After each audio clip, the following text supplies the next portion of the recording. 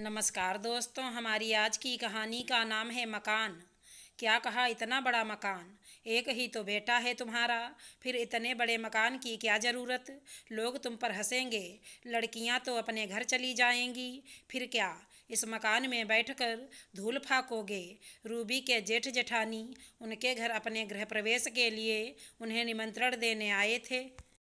जैसे ही रूबी को पता लगा कि उसके जेठ जेठानी ने अपना बड़ा मकान बनवाया है, तो वो एकदम से अपनी जेठानी से बोल पड़ी। रूबी और गौरव को तो सास ससुर का पुराना मकान मिल गया था। पहले सब लोग एक साथ ही उस घर में रहते थे। रूबी की एक ही बेटी थी।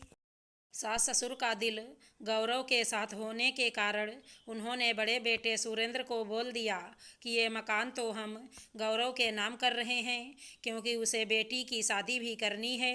वो कहाँ से इतना कुछ करेगा? उस वक्त सुरेंद्र और रीमा ने बोलना चाहा कि हमारी भी तो दो बेटियां हैं, उनका किसी ने नहीं सोचा।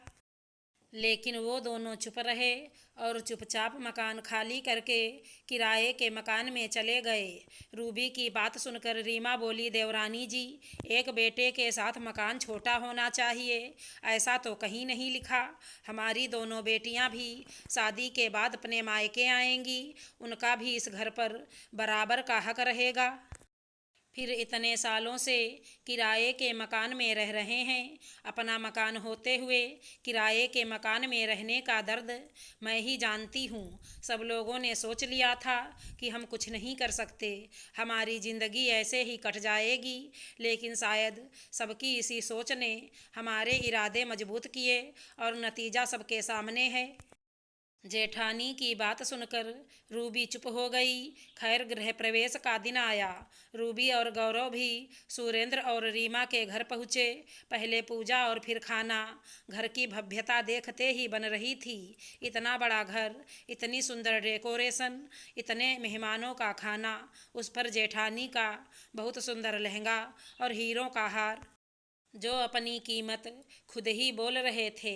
ये सब देखकर रूबी तो जैसे गस खाकर गिरने को तैयार थी। रूबी और गौरव को लग रहा था जैसे सब कुछ उनके हाथ से फिसल रहा था। सारे मेहमानों के जाने के बाद रीमा अपने कमरे में कपड़े बदलने चली गई। उसने रूबी और गौरव को रात के लिए अपने घर ही रोक लिया था। रीमा और सुरेंद्र के अंदर जाते ही रूबी गौरव से बोली, आज के इस महंगाई के ज़माने में इतना बड़ा घर बनाना आसान काम नहीं। ज़रूर जेठ जी के हाथ कहीं से कोई लॉटरी लग गई जो इतना पैसा खर्च किया है। सही कह रही हो तुम। मैं पता लगाता हूँ कि भैया को कहाँ से इतना फ़ायदा हुआ। हो सकता है इस बार कोई बड़ी पार्टी फंस गई है और मोटा पैसा हाथ लगा है। गौरव भी भाई का मकान देखकर बहुत परेशान था। तभी सुरेंद्र वहाँ आया और बोला, गौरव, मैं तुम्हें कुछ दिखाना चाहता हूँ। और रीमा ने लैपटॉप खोल लिया। गौरव, देख, जिस दिन तुमने हमें घर से निकाला था, उसी दिन खुद से वादा किया था कि एक दिन खुद का बड़ा सा घर बनाना है।